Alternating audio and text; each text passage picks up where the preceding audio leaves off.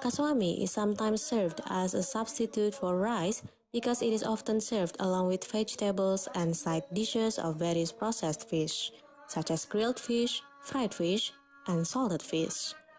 Kaswami is the initial food in Bhutan's traditional events.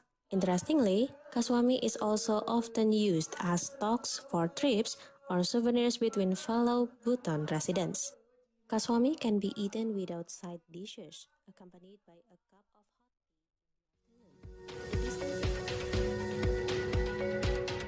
Voice of Indonesia, the overseas service of Radio Republic Indonesia, broadcast in 9 language services: English, French, German, Dutch, Spanish, Arabic, Mandarin, Japanese, and Indonesian. Voice of Indonesia is broadcast via shortwave 3325 kHz and 4755 kHz, and via streaming on voinews.id and RRI Digital on mobile application. We present various programs for you: Diplomatic Forum, The Session, Indonesian Wonder, Miscellany, Let's Speak Bahasa Indonesia, Indonesian pop and regional songs, international musical entertainment, as well as news and information about Indonesia and abroad. Voice of Indonesia, from Indonesia to the world.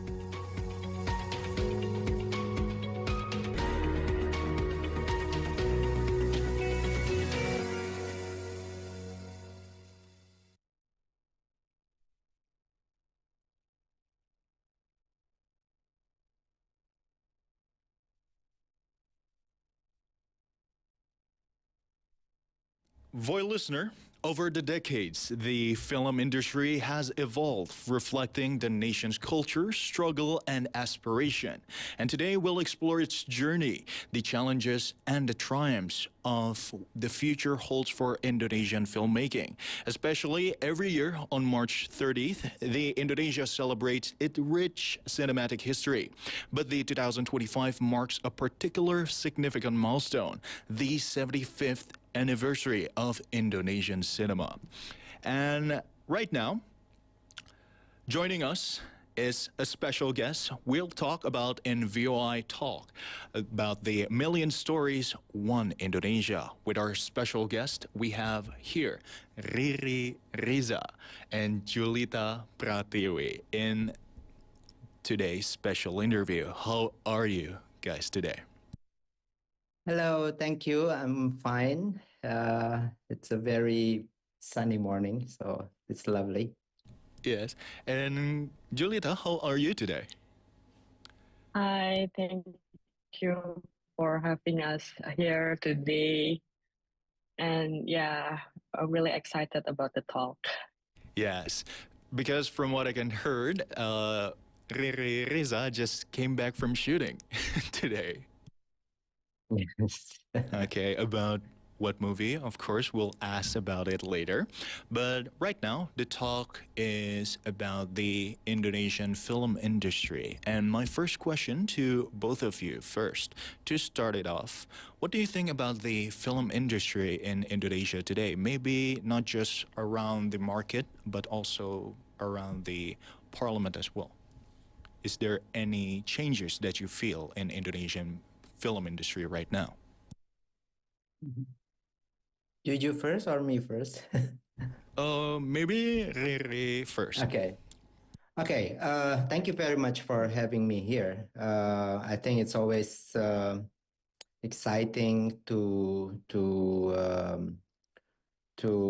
every time we approach the National Film Day, which is celebrated every 30th of March, marking how as a nation we are value our history related to film. Indonesian filmmaker has produced so many good films that very much contextualize the history of Indonesia and reflect to it reflected in the silver screen for the past 75 years. So if we talk about today, the condition, I think film is always can be seen as a reflection of the social reality of a nation. I think filmmakers always try, whether they realize it or not, um, uh, always like in a way like an artist writing, thinking, or responding to the social reality. And there are some films now, there are some efforts now, either in front of the screen or behind the screen, that has been done to keep the momentum rolling. But I think Indonesia as a nation today is, facing, so many challenges and difficulties, like what happened to the music scene, the band, the punk band Sukatani, which was forced to apologize because what they're saying through their music, for example, the threat to the freedom of expression and freedom of press is something that also started to intrigue our stability and our how we see our distant future in the film industry. I think the economic situation is also will challenging for us. Will be challenging in the next few years because film is very much related. If you talk about industry, film is much related to the reality of economic situation. And now there are some changes happening, in terms of when I talk to fellow producers, that the investment situation is started to change. They started to have doubt uh, whether investment or investing in film will be something that still promising in the next few years. So I think that is the situation. But at least, I'm very happy. Like you said, I just finished shooting finished production of a film, which is going to be released sometime at the end of the year. So definitely, I hope today, millions of Indonesian still rely themselves on, see themselves in the big screen, see their problem, reflecting in some artistic interpretation by filmmakers, by us in the cinema, and expecting our film in the cinema this year and the future. Okay. For Julieta, what is your comment on that? The things that are really happy every time we pass a March. It's a way for us to celebrating the National Film Month, and like Mas Gary said, March 30 is the National Film Day. Is where everybody, not just filmmaker, but all the film stakeholder gather. So I kind of like want to see more into like a bigger picture, not just film industry, but the whole film ecosystem, where the scholar, the film critics, the film historian or film archivist, film programmer attempted to gather and talk about the discourse of Indonesian cinema each of the year. And it's a way for us to reflect the history, what has our past filmmaker ever made to develop and created a diversity toward Indonesian cinema. And I kind of found if like you asked about how is Indonesian film ecosystem today, I kind of see like there's a tendency to be more diverse and inclusive regarding the genre and the opportunity toward the new younger filmmakers. And as a person who came from like a young generation and not came from a filmmaking tradition, but more into like an archive and a scholar tradition, I quite admire the emergence of a new filmmaker lately. And like what Mas Riri said, like they have an attention to reflect from the real life. So as a young generation, I kind of feel like the film is quite related with like our daily basis.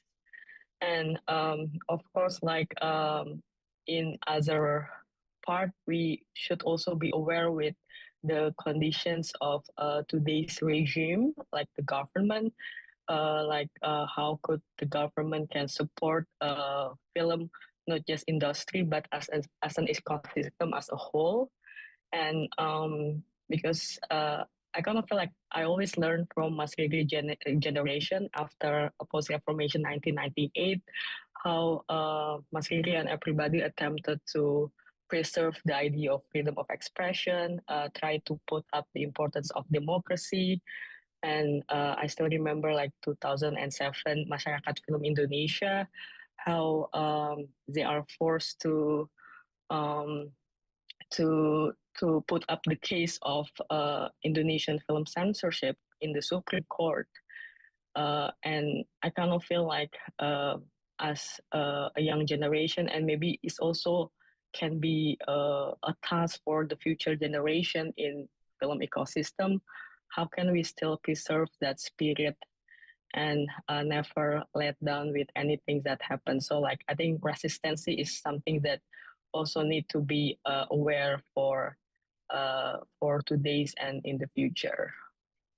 Okay, such an amazing intake. And you, both of you said that the current trend in Indonesia movies is about the change of the regime in Indonesia, where we used to only have movies that played in the market or the public is about horror and religious. But now, both of you said that it is more relatable. Just like now, we have more movies about Batak ethnicity and many ethnicity in general. Movies like the ethnicities of Jawa, Jogja, and others like that to be more relatable to the media or the market of the Indonesian cinema. And what do you think about that? The upbringing of the ethnicity in Indonesian movies? Hmm. Yeah, maybe if I can comment on that, I think it's very important to realize that Indonesia has this strength in diversity, and I think since the early days, sort of our founding fathers of Indonesian filmmakers has started to tell stories from different region of Indonesia. We had a film, for example, like Harimau Champa, which was based in West Sumatra.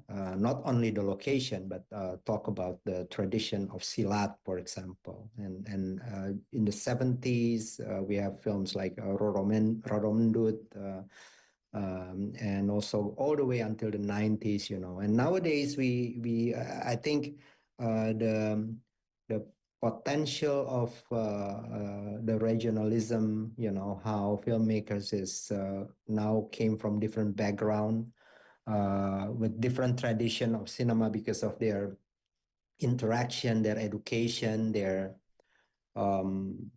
way of communicating themselves with their own lingo. I think it has become something very that growing significantly for the last, maybe 10 years. We have filmmakers from Makassar who won award in Berlin, for example, with their stories. We have many documentary filmmakers that made a film about their communities in Kalimantan, how they face the environmental challenges there, and their film become very, very, very subjective and very personal, and yet bringing a very global and universal issues at the same time, because they live in the area. Filmmakers is actually live and shoot in real time, expressing what their restlessness about the changes or the threat that they're facing. So I think it's very important development, and I think it started to grow in many levels, in the area of, for example, short films, documentary, but also in commercial film that's shown in the cinema, publicly national release. So that is something that for me is very encouraging. and it shows that filmmakers take control of what they want to say. Of course, I think we need to also grow the tradition of film critiques, film discussion in the communities, so filmmakers can also reflect and think further about what they're doing with the presence of film critiques, and academics in different area in this different region too. That's my thought on that.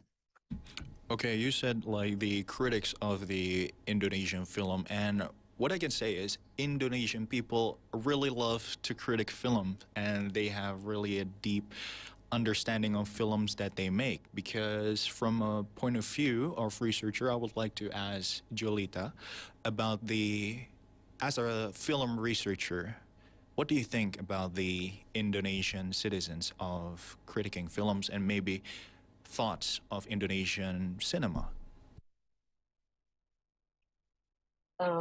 I kind of feel like the culture of critics is quite important. It's a way to build up a film literacy amongst the public.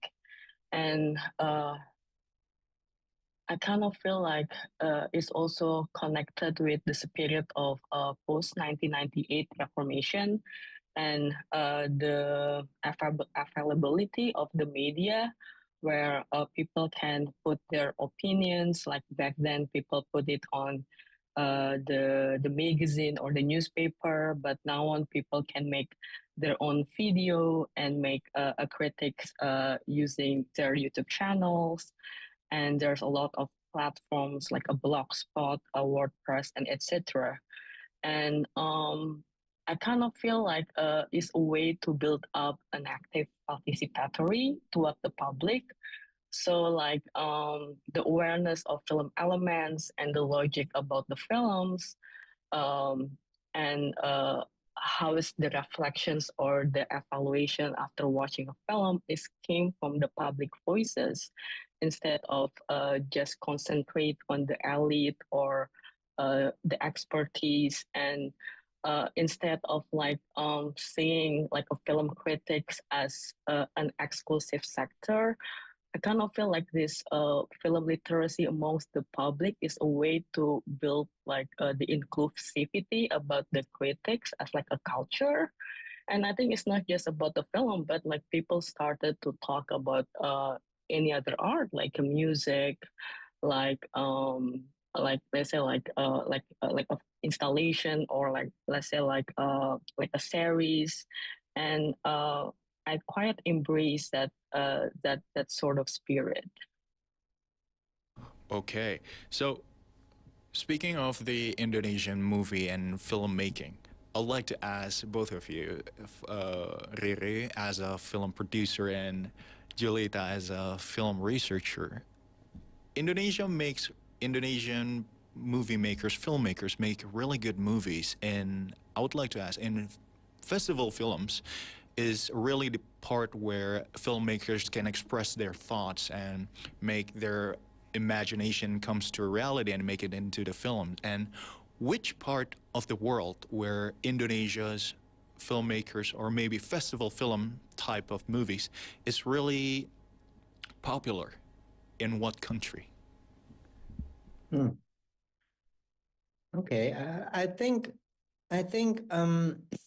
film festivals definitely is part of the ecosystem to promote the progress of cinema in general. Film festival is a very important avenue to promote the contemporary state of the filmmaking condition atau or the the like the how a country is actually developed their own identity of cinema. Our Indonesian cinemas lately has I think has a very significant progress positioning themselves in the international film festival because for example, nowadays we have some short film directors, short filmmakers that make not only selected but won awards in some major film festival like in Cannes, Venice, in Italy or in Berlin. Uh,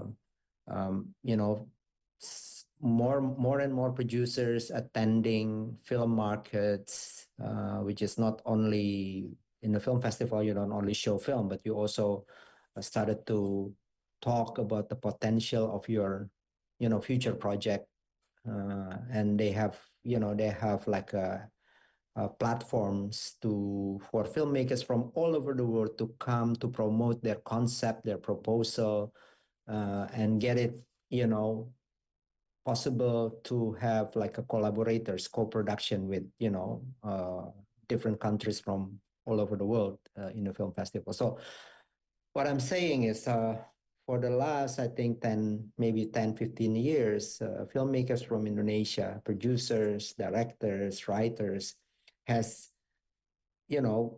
more and more engaged with the global community through film festivals, not only showing their film, but also compete in some of the very um, important competition. So if you ask me in which country our film is popular, I think in many important Asian film festival like in Busan, Korea, or in Tokyo, Japan, and also in Rotterdam in Netherlands, and of course our film now getting more and more noticeable in the major festival like Cannes, because Molly Surya success in 2017 with Marlena, the murder in four act is was a getting strong attention there. Filmmakers like Camila Andini, Joseph Angginun, they always have their presence every time they have Edwin. Every time they have their new film, they always like invited in this major film festival. So yeah, the thing that we need to pay attention with is Juju just mentioned before about the role of government. I mean, you know Indonesia should see this as a potential to actually promote our development as a country, because cinema is definitely like a window to see how a country is developed in culture, in politics, in social. How the quality of films is actually one thing that you then can be like a reflecting the reality of a nation, like we always believe. And so government, I think, should understand this further. Should the government should work together with more with prominent Indonesian producer, to discuss how to position ourselves effectively in this map. Because I think sometimes they see it as like only one side of just the presence, but not like like an elaborate strategy that can run for like a long time. True. The government, from what I can heard, is you would like the government to support the filmmakers and improve the Indonesian film industry so that Indonesia can be more publicly acknowledged by other countries, right? Yeah, but with like a good strategy and good actually talking to the right people, because I think sometimes in Indonesia they spend, sometimes we spend money on it, but it's not really like an elaborate strategy, and we need to make sure that actually we know what we have, we understand the strength and the power of the films, and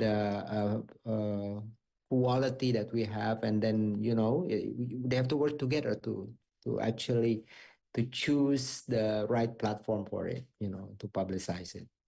I see. And for Julieta, what is your take on that?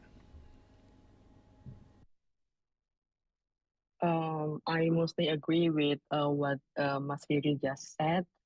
And also, the important things is don't let the opportunity of this showcasing of film just like the government see it as like a fragmented or worded, but without knowing what actually the meaning of all this present and award that Indonesian filmmaker has received, or the international acclaim or recognition that our filmmaker received. But like what's next, that is also the thing that quite important, because beside um, like coming to the film festival, I think the things that we need to pay attention is also about the discourse, because maybe Mas Ria is the one who knows more about this. Like lately, like Busan Film Festival offer this idea of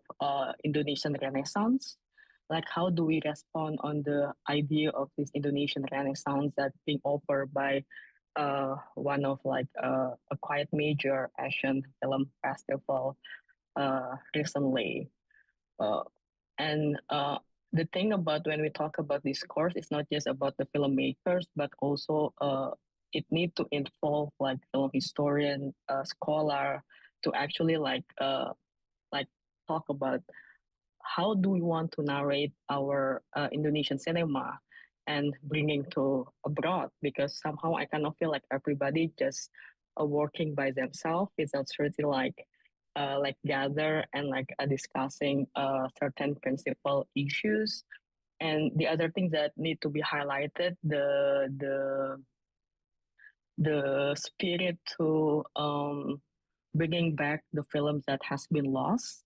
Like lately, I heard the news about Turang, a 1957 film by Bahtiar Siagian, just founded in Moscow Film Archive.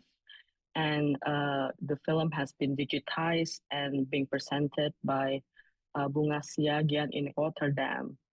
And I realized that Indonesian film has been travel to so many uh, region across the world, but we never seriously pay attention about this networking that has been quite quite long, and uh, like we didn't have any elements of that films in Indonesia. It's also the things that the government need to reflect about the support and the facility of the archive. And we could found it like in the archive abroad, and it's also like a way for all the film stakeholders to reflect about the conditions of because I kind of feel like archive and preservation is not just about physical, but also like the idea and the narration in a long term. Hope Okay, that makes I sense. agree with that because movies should be put on, like the Hall of Fame from Indonesia. That's why like old movies should be digitalized. From what I can heard, you started to digitalize old movies like from the Ratna's Asmara, first female film director in Indonesia, that should be digitalized and maybe spread out throughout Indonesia's communities so that people can understand more about the history and appreciate more about film industries in Indonesia, especially like the works of other filmmakers that went abroad, of course, just like Mr. Riri Riza's work with Atira in 2016 that just went to the festival films, that it should be digitalized. From an archiver point of view, is that really important to archive movies in Indonesia and then spread out throughout the communities to get more attention?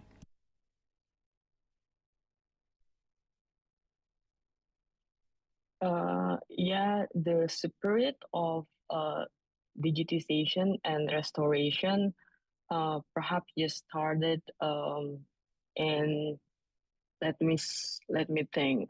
It's like around 2011 and 2012. The first collaborative project of restoration was for Usmar Ismail film Lewat Jam Malam. It's a collaboration of Yayasan Confident, Cinematic Indonesia, and National Archive of Singapore, uh, and also World Cinema Foundation. And since that, like the superior to uh, digitize and also restore Indonesian classical film has begun. Although it's not like in a fast phase, but it's quite slow due to the limitation of human resource and also technological resource that we have. But um I kind of feel like there's also this spirit of activism and collectivism toward the process of reviving the old films. Because like we can see that cinema is also like the way how we see our past memory, and by seeing an old classical film is the way for us to see like how was our cinema back then, like the aesthetics that being explored by Usmar Ismail, Katna Asmara, Bahtiar Siagian, and so on, and what can like today's filmmaker can learn from the things that they ever explored back then in the past. And yeah, for my experience with my collective in Kelas Leadership, I kind of feel that this kind of initiative cannot be done by one person, oneself, like only one film historian or one film researcher. It's truly a collaborative project that involves film archivist, film programmer, and because the things that we also critics is somehow like the film that being restored or digitized aren't easily being accessed by the public. Like once it's digitized and it's just being informed and that's it. And the challenge is how can the public see it and get access toward all these restored or digitized films. And beside doing this digitization and research project, we also attempted to give like a public literacy uh, uh, by establishing like after a watch discussions or like a public lecture. Yeah. I see. Okay, that is such an amazing insight from you. And of course, thank you so much, Mas Riri and Kajulita, for coming to this special interview right now. And before I close, I would like to ask Mas Riri, is it okay, about the film that you are currently producing right now? Is it okay to tell me Yeah. a little bit about it? And maybe I would like to ask, since the movie is the Rangga and Cinta, Yeah. as you guys can know, since in the modern era, Rangga is ghosting Cinta from the old movies. Is there any like modern aspect in like Gen Z ghosting through like the phone, not just leaving it alone? Thank you. Yes, I think Rangga and Cinta is a very exciting project for us. It was based on our own film that we did back in 2002. I think it's almost like what we discussed about with Juju before, that actually film can be very, very interesting way to see ourselves and see our history, reflect on our history. In 2002, what happened was, we just went through the reform, political changes in Indonesia in 1998, and that is somehow reflected in the film Ada Barengan Cinta. So Rangga and Cinta is basically a remake of that film, still in the same era, Ray. So you won't see, the Gen Z today, but think about it. It's an opportunity for the Gen Z today to actually see how Gen Z lived back in the early 2000, with the reality that they went through those days. Not that much access to social media, not much distraction, they can be, like a true friends that actually talk to each other, gossiping about boys, or boys gossiping about girls, or social competition with true, face-to-face reality. So I think it's very can be very interesting to see how the new generation react to the film. Through our early release, when we announced our cast, we got very exciting response from the Gen Z through their social media of how they see this generation, being told today. And I think the approach of the film will be, somehow the musical nuance will be higher, will be more highlighted. So and musical has been very, like a genre that's been very popular today, not just today. We Usmar Ismail, the father of national cinema, has done a musical back in the 1954-55 with Tiga Dara or Asrama Dara. So yeah, I think coming back from it, I'm still having like a sort of like a creative jet lag. I think it's very exciting to show this film to Indonesian audience in the not very not very long future, hopefully before the end of the year. So thank Okay, you. I hope the best for your work right now. And thank you so much, Riri and Julita, for coming to this special interview in VOI Talk. And of course, Voice listener, as we celebrated the 75 years of Indonesian cinema, it is clear that film is more than just an entertainment, but a reflection of our stories, heritage, and also the evolving society. Thank you so much for accompanying me in this special interview. I'm Ray, and I'll see you in another special interview.